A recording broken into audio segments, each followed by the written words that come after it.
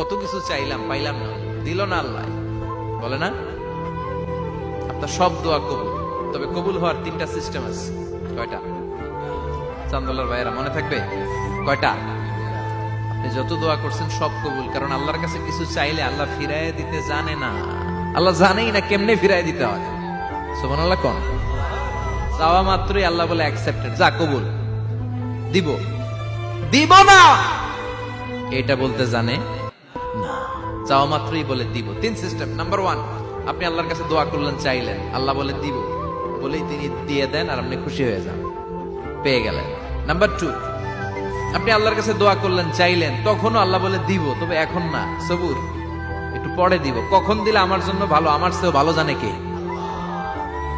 পরে দিবে। নাম্বার 3, চাইলেন, দোয়া করলেন, আল্লাহ তখনও বলে দেব, তবে এখনো না, পরেও না, কিয়ামতের দিন যেদিন বিপদে পড়বে ওই দিন দেব।